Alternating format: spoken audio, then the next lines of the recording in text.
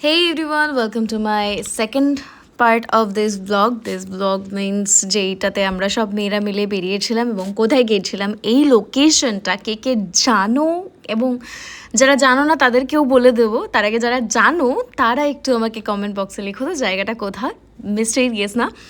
আর এখানে না coffee house থেকে শুরু করে মাখা ফুচকা ফ্রাইড জিনিসপত্র সমস্ত কিছু পাওয়া যায়।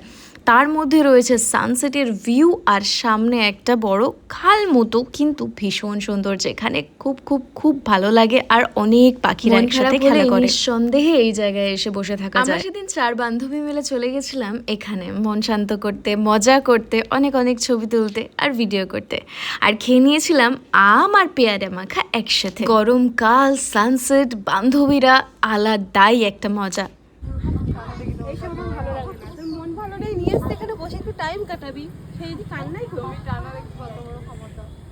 এই গাঁজা খেতে খুব, তাই না বল?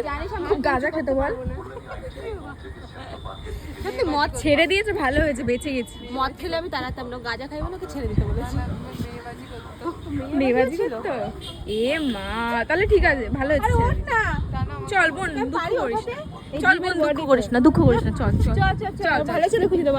এটা যেটা দেখলে এটা আমাদের পুরোনোই বানানো নাটক, এবং এইগুলো আমরা করে নিজেদের মধ্যে অনেক হাসি ঠাট্টা করি, মজা করি। And the location is this.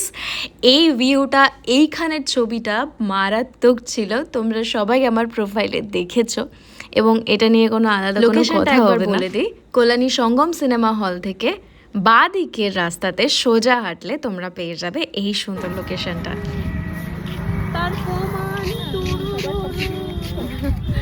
এটা ভালো লাগে না? হ্যাঁ, এখানে ভালো আছে।